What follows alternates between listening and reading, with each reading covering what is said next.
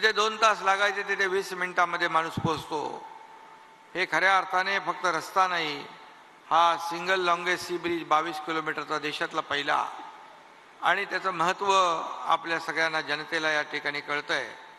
असे प्रकल्प वेळेमध्ये पूर्ण करण्याचं काम, आणि हे प्रकल्प देवेंद्रजी मुख्यमंत्री असताना भूमिपूजन झाली, आदरणीय प्रधानमंत्री महोदय भूमिपूजनाला होती। असे अनेक प्रकल्प जे आहेत लोकार्पणाला देखील आम्हाला आदरणीय प्रधानमंत्री महोदयांना बोलवण्याची संधी मिळाली, आणि या वेगाने हे सगळे प्रकल्प आम्ही पुढे नेले। खऱ्या अर्थाने हा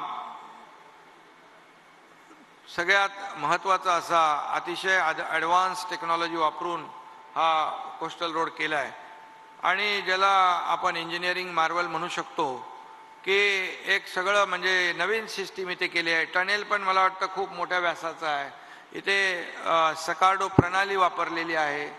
त्याचबरोबर इथे दोन्ही टनेलमध्ये कधी एका टनेलमध्ये काही अपघात झाला तर तिथून दुसऱ्या टनेलमध्ये जाण्यासाठी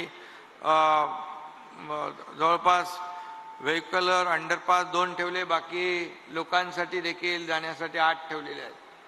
पूर्णपणे सुरक्षेची काळजी घेतलेली आहे। फायर फायटिंग असेल, इतर ज्या काही गोष्टी आहेत, बाबी आहेत, त्या सर्व या मुंबईकरांच्या सुरक्षेच्या दृष्टीने अतिशय महत्त्वाचं काम या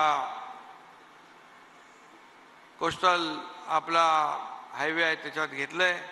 आज आपण वरळी ते मरीन ड्राईव्ह हा सुरू करतोय, उर्वरित मेपर्यंत पूर्ण होईल।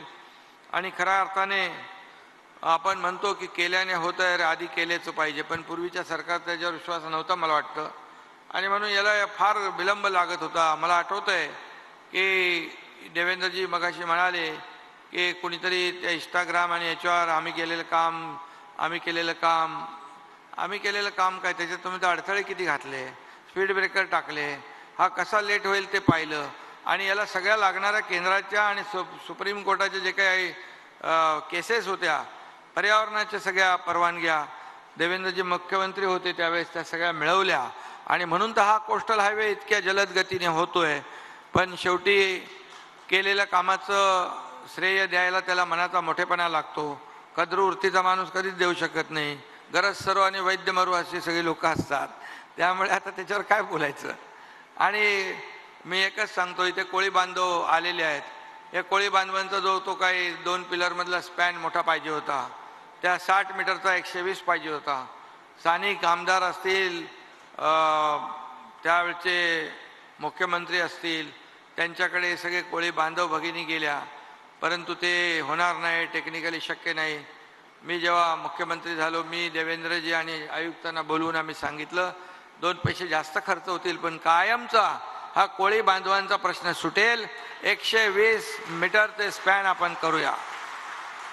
आणि तो निर्णय घेतला आपण।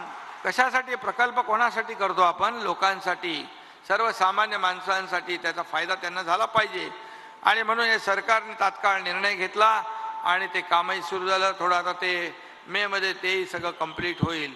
उद्या भविष्यामध्ये अडचण नको, आणि ज्यांच्या कोळी समुद्र म्हणजे आपले कोळी बांधव, हा दर्याचा राजा, त्याला का नाराज करायचं?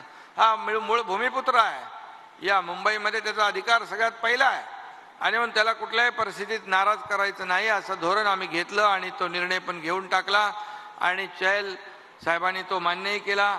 अगोदर त्यांना सांगत होते टेक्निकल पॉईंट आहे, असं आहे तसं आहे, पण मी सांगितलं टेक्निकल आम्हाला माहीत नाही, हा स्पॅन वाढला पाहिजे आणि इथून हा 120 मीटरचा झाला पाहिजे। त्याला कोणी आर्किटेक्ट आणा, इंजिनियर आणा, ते तुमचं काम आहे, आमचं काम नाही। आणि मग ते झाला निर्णय। मला वाटतं किरण पावसकर तेव्हा सगळ्यांना घेऊन आलेले।